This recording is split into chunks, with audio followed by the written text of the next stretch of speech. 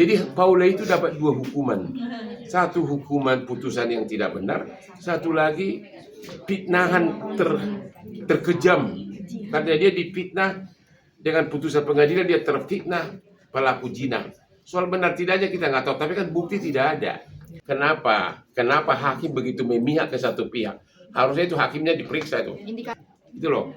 Tapi yang paling kejam lagi, tentang penyakit menular itu bagian dari putusan itu total nggak boleh itu. Berbuat zina itu harus ada bukti, ada hubungan seks, hubungan intim, baik berupa saksi yang melihat atau video atau pengakuan. Ternyata dalam kasus Paula itu tidak ada. Saya juga tidak setuju dengan jubir hakimnya yang bukan hakim, itu kan hanya humasnya yang mengumumkan isi putusan dengan mengatakan bahwa dia adalah wanita durhaka dan dia selingkuh. Itu nggak boleh, dia jubir, nggak boleh ngomong gitu. Saya udah bilang tadi Paula, kalau kejadian di persidangan substansi, lapornya ke Dewan Pengawas Mahkamah Agung, kecuali ada sogok menyogok, itu bisa Komisi Yudisial. Kasus Paula, aku kan sudah ngomong sebelumnya, salah satu alasan utama dari hakim mengizinkan perceraian adalah katanya ada pihak ketiga perselingkuhan.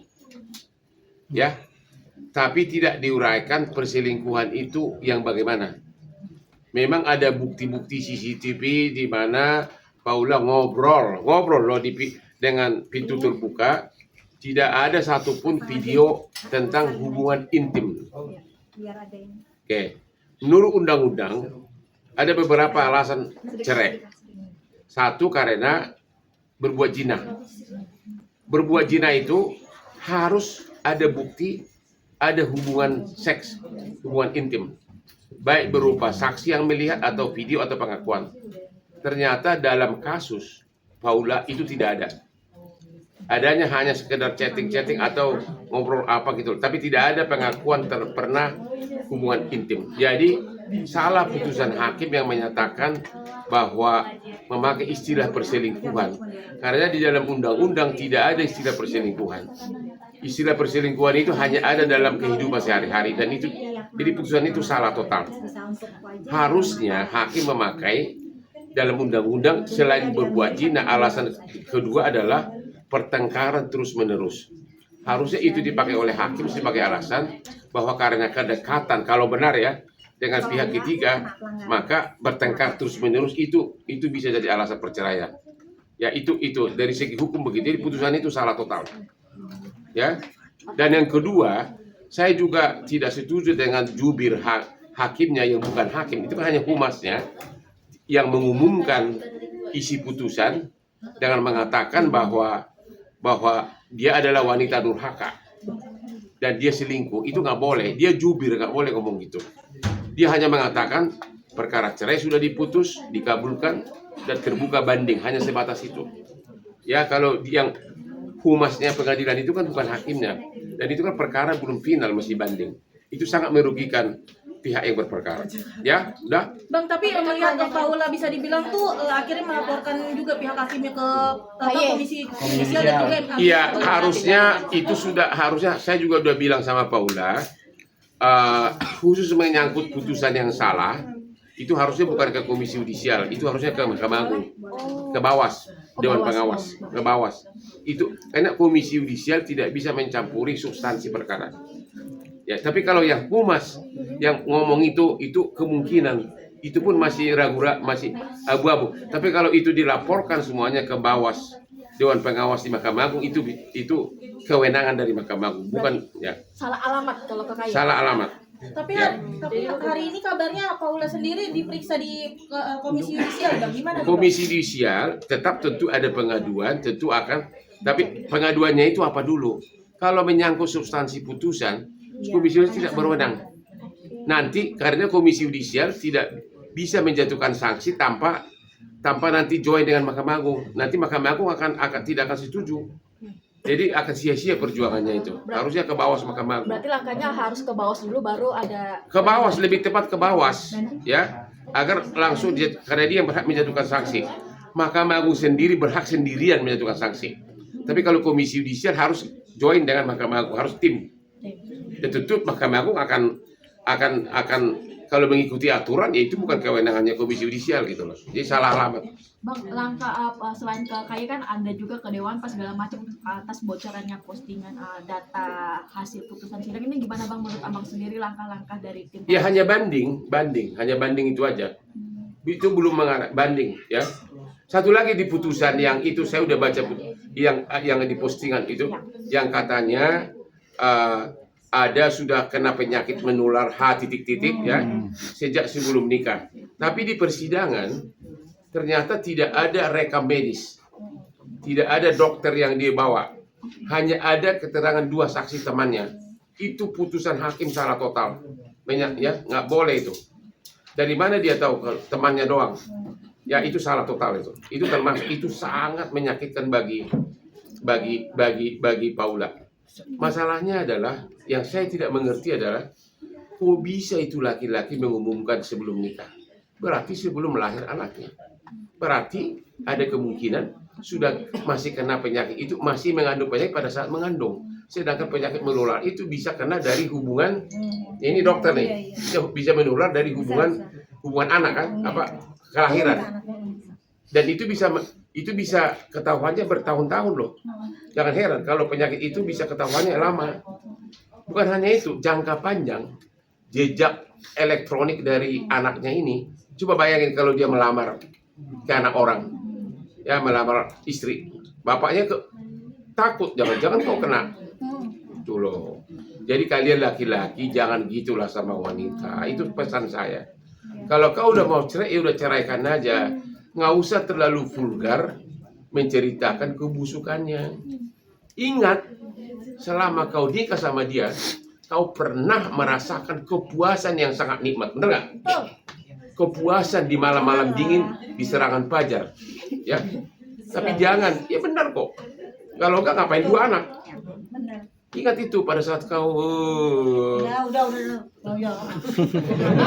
Abang sebagai Bang, tapi laki-laki, bisa Abang, sebagai dikenakan tuduhan pencemaran nama baik nggak Bang? Mungkin Bang. Kelakuan Mbak Im sendiri, kecewanya seperti apa Bang, marahnya seperti apa? Point of view semua Bang, yang laki-laki bagaimana, Bang? pasti kecewa kalau itu benar. Cuma caranya tidak harus dipermalukan begitu. Mempermalukan ibunya, mempermalukan anaknya. Kan tujuan dia kan mau pisah. Udah. Cukup dibawa ke pengadilan, perkuat buktinya, sewa pengacara handal seperti Hotman, ya. Ya udah, menang selesai cerai, nggak usah dipermalukan. Janganlah permalukan. Dia adalah darah anak kandungmu. Itu. Saya melihat, saya tidak niat sama sekali jadi pengacaranya. Saya begitu lihat itu, saya lagi di Singapura, saya langsung bikin postingan. Karena itu kelewatan gitu loh. Kalau soal kehebatan sama wanita, itu cowok kalah sama gua tuh, ya.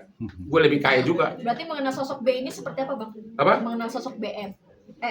Gua nggak kenal secara pribadi dia. Saya hanya menyoroti kasus ini. Itu salah total. Saya nggak tahu apakah dia yang mengatakan bahwa istrinya itu kena penyakit itu. Saya nggak tahu. Tapi kalau yang kita tangkap dari medsos seolah-olah. Tapi saya nggak tahu persis. Jadi saya nggak bisa. Dan juga itu putusan 1 lembar mengenai penyakit itu sengaja diposting entah siapa itu.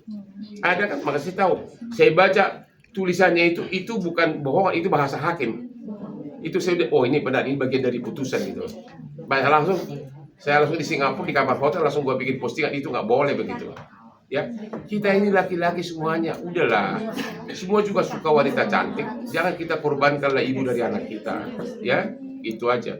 Bang, ini kan terkait juga dari pihaknya BW atau Baimo sempat mengultimatum Paula terkait dengan laporan Paula ke Komnas Perempuan atas diskriminasi beliau pada saat di persidangan. Abang sendiri mungkin melihatnya seperti apa sih Bang?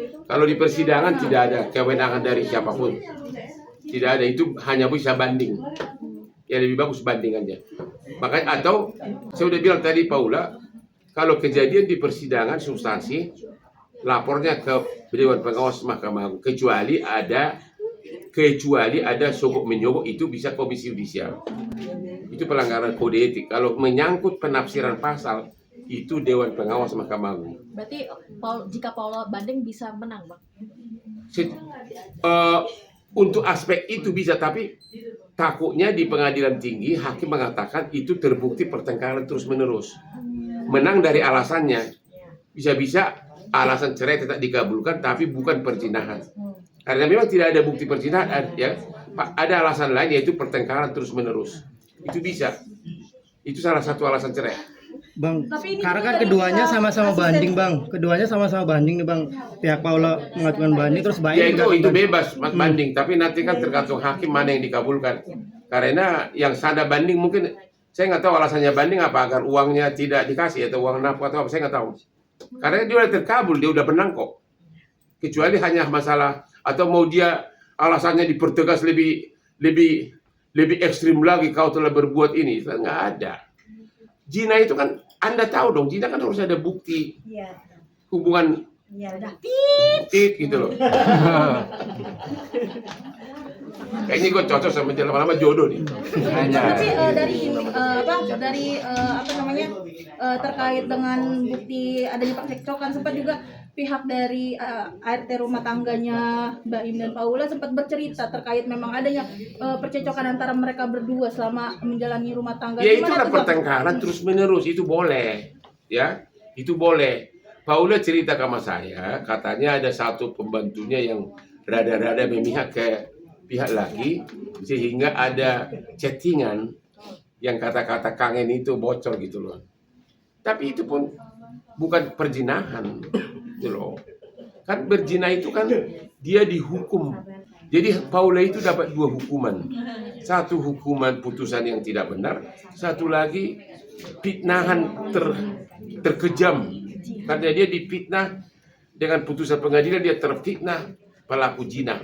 Soal benar tidaknya kita nggak tahu, tapi kan bukti tidak ada. Gitu loh. Tapi yang paling kejam lagi tentang penyakit menular itu bagian dari putusan, itu total nggak boleh itu. Bang, Nggak ada rekam medis kok, dokternya pun menolak untuk datang.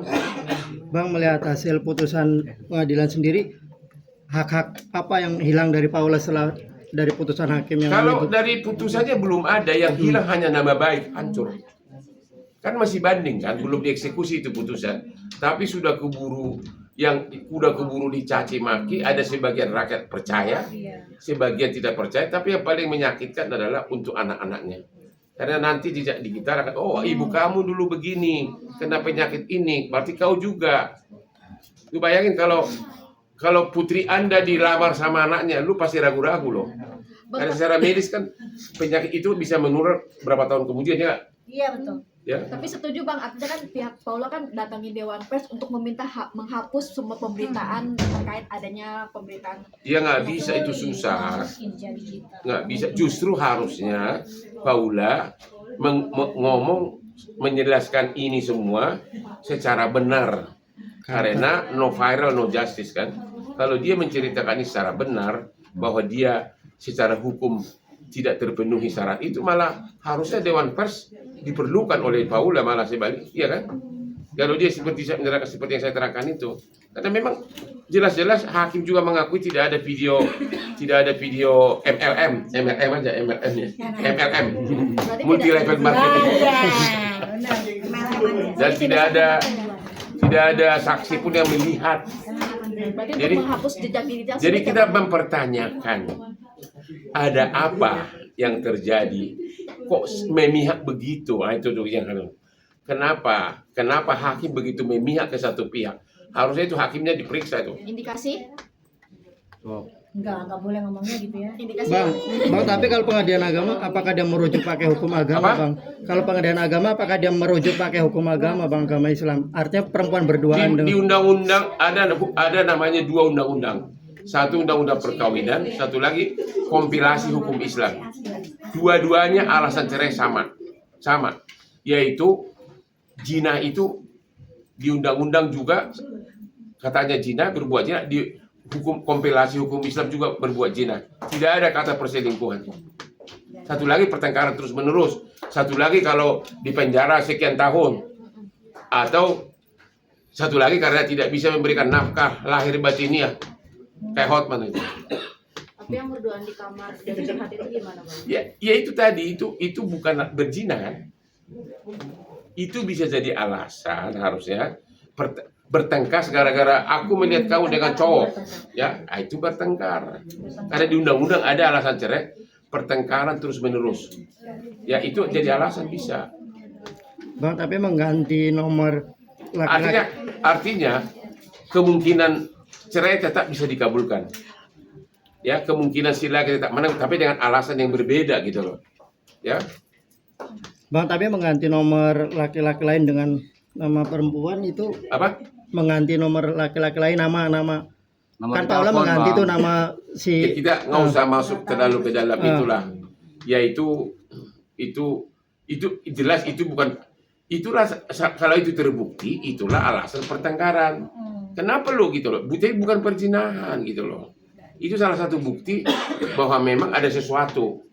Akhirnya suami curiga, akhirnya bertengkar, terus menerus terkabul sudah terpenuhi unsur cerai, bertengkar terus menerus gitu loh. Intinya kan tujuannya apa? Kalau Ya, tujuannya kan- ya sudah itu aja gitu, jangan melebar kemana-mana. Itu. Malah bukan- kisah yang perceraiannya si GM kan juga dengan G itu kan tenang-tenang aja. Ya. Gitu-gitu aja sih sebenarnya. Kalau dokter point of view wanita sebagai seorang istri Ya, dan dokter ibu, merasa sangat kecewa ya. Maksudnya bagaimanapun juga kan seorang pasangan suami istri ya seburuk apapun itu ya sudah menjadi bagian hidup kita di masa lalu. Gitu. Kalau memang ada masalah ya sebaiknya ya tidak perlu kita mengumbar yang seperti apa ke publik gitu. Ya sudah, intinya kalau emang sudah nggak ada kecocokan, bertengkar terus menerus, ya udah selesai, berpisah baik-baik, udah selesai. Karena kita punya anak kan begitu ya. Anak ini akan melihat jejak digital bagaimana orang tuanya. Jejak digital nggak akan pernah hilang, dia akan selalu ada. Dan itu yang harus kita pikirkan sebagai orang tua yang dewasa. Ya. Ya, jadi kalau emang sudah menjadi kita menikah punya anak itu berpikiranlah sebagai seorang yang dewasa. Bagaimana dia di posisi seperti itu, Ya. gitu ya. Oke.